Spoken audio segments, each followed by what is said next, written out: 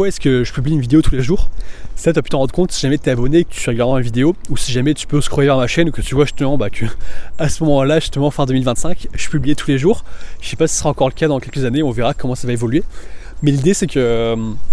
au démarrage, justement, lorsque tu veux lancer sur YouTube, faut du contenu, justement, c'est pas une vidéo que ça va péter.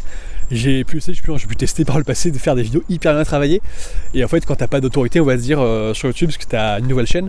elle va pas être beaucoup mise en avant. Donc c'est pour moi la quantité qui va compter. Et en fait, j'utilise aussi beaucoup ma chaîne YouTube pour que ça me serve un petit peu de CV ou de carte de visite, on va dire. Et l'idée c'est que dans mon business, justement, je vais m'en servir pour pouvoir avoir de la crédibilité et montrer ce que j'ai pu construire, parce que ce que je vais faire, c'est que je vais travailler directement avec des personnes qui entreprennent sur internet pour leur donner des conseils de marketing sur tout ce que moi j'ai pu apprendre. L'idée c'est que je vais apprendre des meilleurs, justement, des meilleurs marketeurs, que ce soit américains, également en France, sinon lire des bouquins justement sur ces sujets-là pour vraiment devenir très très bon en marketing. Et derrière, je vais retransmettre ça justement à des personnes qui sont lancées sur les réseaux pour pouvoir les accompagner, les aider à avoir plus de clients. Et en fait, si jamais j'avais pas fait de vidéo, que j'avais pas du tout de marque, on va dire, personnelle sur les réseaux, qui était juste un mec random comme ça, sans aucune publication, sans aucun abonné sur Instagram, par exemple, si je les contacte sur Instagram ou sur LinkedIn, s'il y a personne qui me suit, ça serait pas très très crédible. Et du coup, l'idée c'est que c'est plus pour créer de la crédibilité, d'avoir plein de vidéos. Et lorsque je contacte mes prospects, et j'ai une petite technique justement dans mon process de vente pour les rediriger vers ma chaîne YouTube, et du coup ils peuvent constater justement de tout ce que j'ai pu faire, et ils vont pas forcément regarder les vidéos, parce qu'en général les gens ils auront la flemme justement s'il y a 200 vidéos, ils vont pas tout voir. Mais l'idée c'est qu'ils vont se dire, ah ok, donc s'il a fait tant de vidéos, ça veut dire que le mec sait de quoi il parle, parce qu'il fait des vidéos depuis un certain moment, et qu'il est vraiment dans le game, on va dire. Du coup ça va être crédible justement de recevoir ses conseils. Et l'idée c'est justement qu'il faut se dire, avant j'avais vraiment la mentalité qu'on m'a appris justement par le biais de l'école, c'est peut-être ton cas également,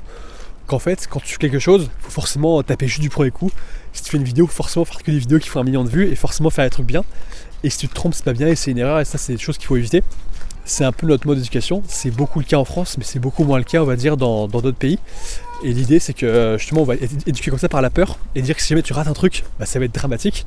Et au final, ce qui va se passer, c'est que si tu publies une vidéo qui fait aucune vue, qui est bit complet, mais que tu l'as fait très rapidement, comme moi tu l'as fait comme ça en one shot, il y a quelques coupes, il y a très peu de montage, en fait le coût que tu as fait pour créer la vidéo il est très très faible. Et ça me permet aussi de tester beaucoup de titres, beaucoup de miniatures, pour voir qu'est-ce qui marche, qu'est-ce qui ne marche pas, avoir de la data sur ces choses là pour savoir qu'est-ce qu'il faut faire réellement, plutôt que tous les mecs qui font des services en B2B, qui connaissent rien, qui ont vu 3 vidéos à dire d'un mec qui apprend ces métiers-là, et du coup ils ont que de la théorie, ils pensent savoir comment ça fonctionne, mais ils n'ont jamais testé en pratique comment ça marche. Cette chaîne justement elle me permet de tester en pratique, voir comment ça marche, ces différents mécanismes, et du coup avoir des données pour savoir qu'est-ce que je dois faire, et qu'est-ce qui fonctionne pour moi, par rapport aux contraintes que je me fixe et aux vidéos que je veux faire. Mais du coup c'est une bonne technique je trouve de tester, faire plein de vidéos comme ça pour avoir plus de crédibilité justement avec le temps, et pouvoir en avoir plein pour justement que les personnes derrière, lorsqu'ils vont me découvrir, ils aient énormément de vidéos à regarder, et c'est pas il y a vite fait 2 vidéos et du coup ils vont vite m'oublier, qu'en fait je puisse rester dans la tête de ce personnage s'il décide de s'abonner, et que potentiellement ça sera beaucoup plus facile pour créer une relation commerciale par la suite. Et l'idée c'est que justement en faisant tout ça, ça me permet justement d'être consistant sur le